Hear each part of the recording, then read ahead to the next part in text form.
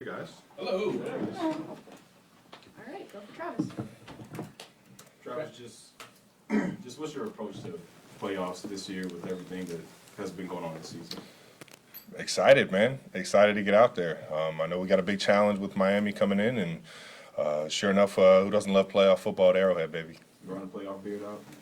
I've been going this thing on for a while now. See how far I can take it, man. Travis, what did resting last week do for you? Say it again? What did resting last week do for you? I just feel like, especially it being a short week, being able to get out here and put some good work in with the guys. And I felt like we, as a collective unit, we came in and put in a great week of work.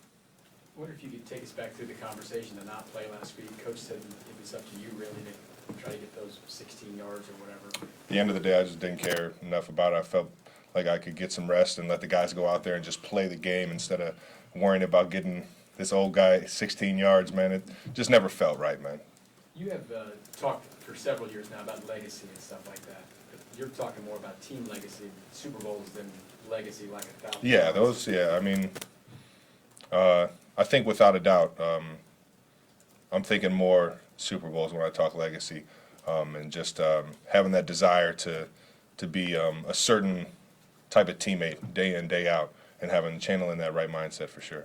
Travis, when you played Miami and Germany, what can you take from that game? How different are these two teams as they battle for a Well, first thing is that they have a really good secondary. I think that's one of their best secondaries in the league. That being said, Fangio's got them playing very good as a collective unit. They fly around, they play physical football, and with that being said, we got to be able to control the line of scrimmage and make third downs a lot easier with good plays and good movement on first and second. Travis, I know this isn't in front of your mind now, but a month and a half ago you had an interview where you mentioned that you think about retirement. Just wondering if you've made a decision. You guys think about retirement? Am I the only one in this boat? No. Or is anybody else in this thing? All right. Whoever's not thinking about stuff down the road, you know, I blame you. I think it's just I have no reason to stop playing football, man. I love it. We still have success. Come in with the right mindset, and I just love the challenge that it gives me every single day to try and be at my best. And like I said, I have no desire to stop anytime soon. But you said you thought about it. What would you do if you weren't playing football?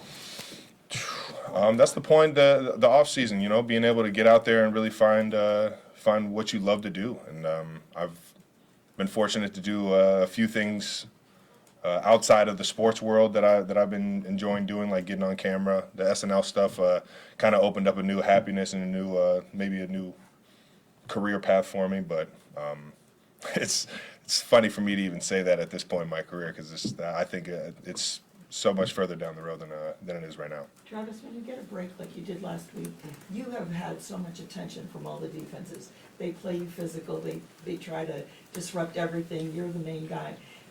Did you get any perspective on maybe a way to, I don't know, handle that kind of attention, or what you can do to kind of somehow, you know, kind of free up a little bit? Were you looking at videos? Still ways to impact the game, and that's in the run game, being able to be a good blocker, in the pass game, running my routes accordingly to get other guys open if it's possible.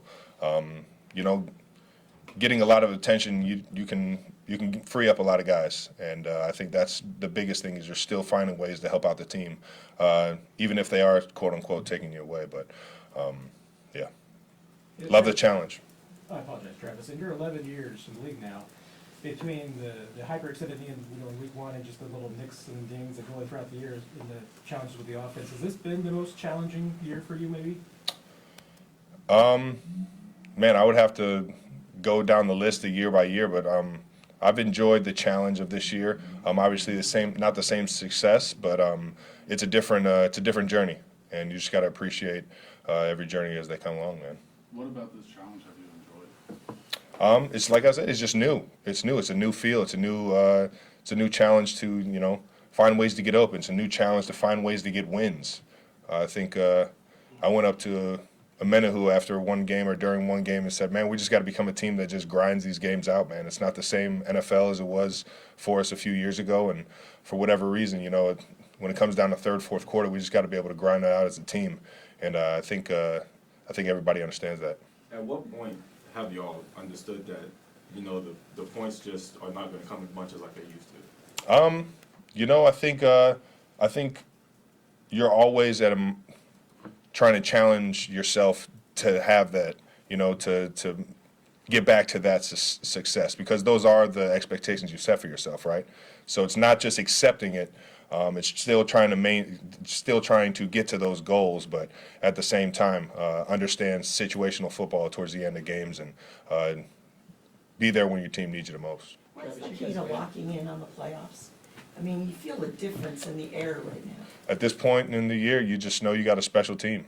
You know, you've gone through the ups and downs of the season. You find yourself sitting in the playoffs, and anything can happen in the dance. Couple more. You had so much playoff experience yourself, and even your young guys have a lot of playoff experience because you won the Super Bowl last year. How important is that, and can you maybe remember what it was like your very first playoff game? There wasn't a lot of people on this team who had playoff experience at that point.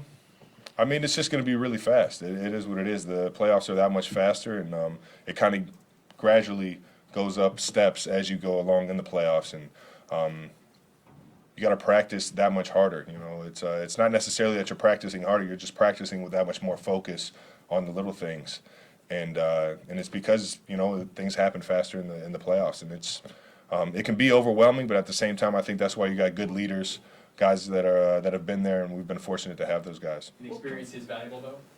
Oh yeah, I mean, guys are just flying around. They don't know what they don't know, baby. We'll close it out with Adam and then Nate. Travis, you talked a minute ago about how this has been a different kind of journey for you guys. You had to find different ways to get the job done.